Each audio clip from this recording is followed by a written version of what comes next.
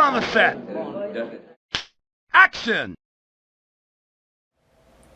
Alright, welcome to this vlog on Scene Setters. I'm going to go through the various scene setter material. Some are made by the actual scene setter company or brand name, and some are of different names, but I'll go through and we'll give you a close-up of what some of them look like at the end, so in case you're interested in any of these, you get a better look and see what the brand name is, that sort of thing, to pick them up. First of all, we are going to kind of divide the place into at least two sections. The theme is going to be the Sullivan Manor and Asylum, so the upstairs portion is going to be decked out as a old, creepy, abandoned manor kind of deal that would have gone alongside of an asylum. So these two right here are going to be used for the main room upstairs. One is called Wicked Wood, and the other is called Peeling Plaster. And when you put both of them together, you can do from the top of the wall down to the bottom. Each one of these rolls is 4 feet by 50 feet.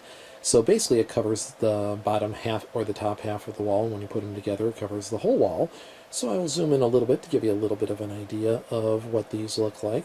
So you'll see the Wicked Wood would go on the bottom half of the wall, and then the Peeling Plaster would go above it.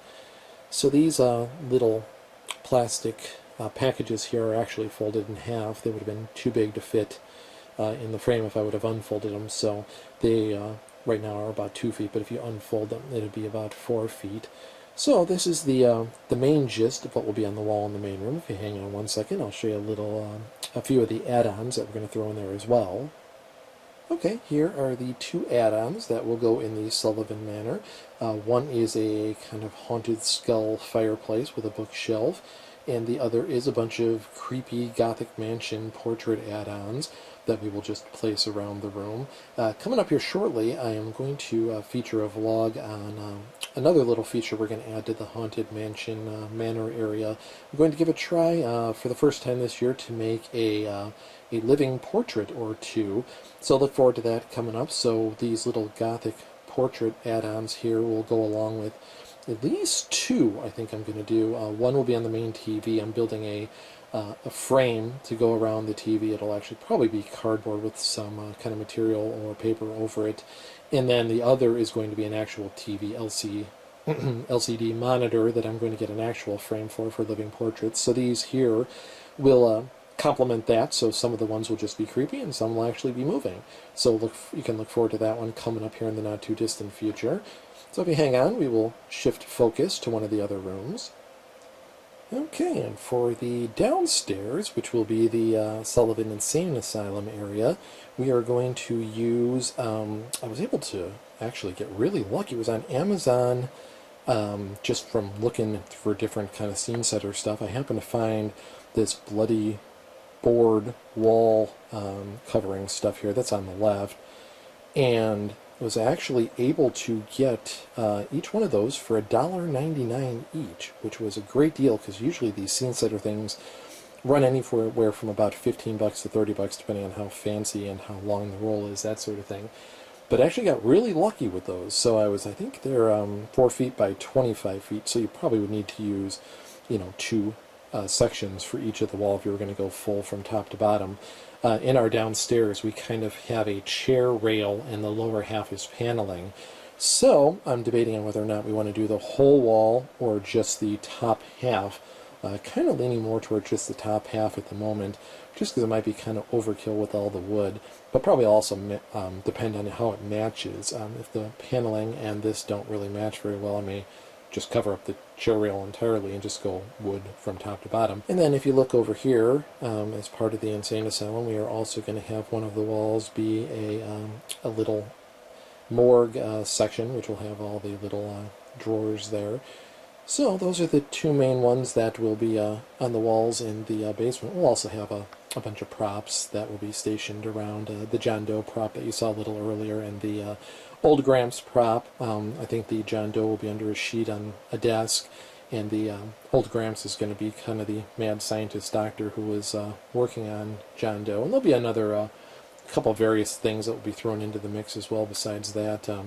Toying with the idea of working on either an asylum door or a living door that has some kind of moving feature behind it. But that's still up in the air. But this will give you an idea of the general gist of what it'll look like on the walls downstairs.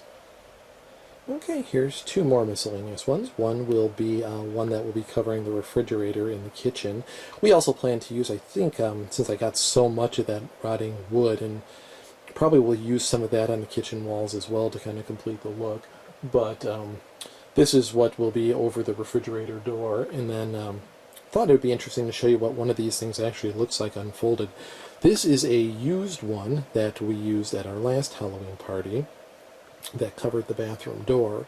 It's like a skeleton sitting on the toilet reading a newspaper, but I just wanted to give you kind of an idea of what one of these things looks like unfolded, just to give you an idea, because sometimes people kind of have the wrong impression what these things actually are. They are just a long plastic sheet that you can kind of cut. You see some of the spots that I cut out were to go around hinges and molding and doorknobs and that sort of thing. So I didn't exactly do the greatest job of cutting straight there, but you get the general gist of what one of these things would look like.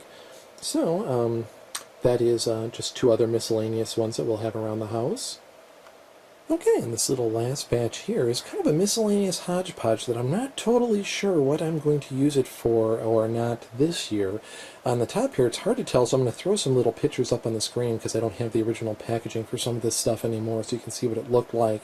On the left, it is the catacomb room roll that we had used 2 years ago at the last Halloween party, which we used in the basement for a little kind of dungeon-y looking look. So I have a whole bunch of that left over, so don't know for sure if and where we can use it, but I'm going to try to fit it in somewhere because it's kind of cool, a bunch of skulls. And then on the right up there, it's really hard to tell because it's the packaging's gone and some of it was used, but that is actually the Friday the 13th scene setter, the creepy Crystal Lake Forest, which actually comes with the top half of the forest, which is the trees, and a lower half, which is the reflection in a lake. So when you put it together, it's about 8 feet tall, which was actually really cool. Unfortunately, since we're going with the manor theme this year, I don't know for sure where I'm going to be able to use that, which is a real shame because actually we used that in our main upstairs room for the last party, and it looked really, really cool. So I'm going to try to fit it in somewhere, but not sure if we're going to be able to use it this time or not because of the theme.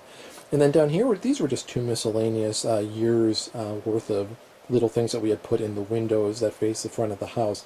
One year we went with the creepy ghosts, and another year, the year of the party, if you were here last time, you would have seen these in the kitchen windows facing out, the creepy zombies that were looking out of the windows there. So these are just some miscellaneous ones that we're going to try to incorporate somewhere into the mix this year, and it's really a shame because both the catacomb and especially the Friday the 13th one was actually really cool, so I'm hoping we can fit it in somewhere.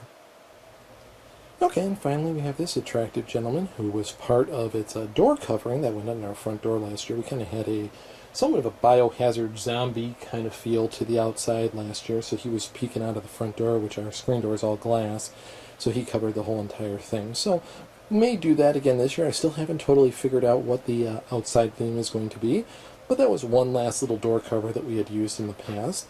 And then one other thing I just wanted to cover really quickly was you'll need somewhere to put these things up. The ones that are in the windows, this may not work quite as well for, but you can pick up some sticky tack to hang this stuff, because that's another thing that they don't always mention, or it might be in kind of the fine print details, that these things are just plastic sheets. You need something to hang them up with, and I was actually really pleasantly surprised. I wasn't sure if this stuff was going to stick real well or stay, or if it was going to be hard to get off after the party, or would peel the paint off, that sort of thing. But we used it pretty much all over the walls of our main room and our basement, which both are painted. And surprisingly, I don't think we had any issues whatsoever with either things falling down during the party or with peeling it off afterwards with it taking off any of the paint or anything like that. So, I don't want to give any kind of guarantee what might happen with you, but we had good luck with it.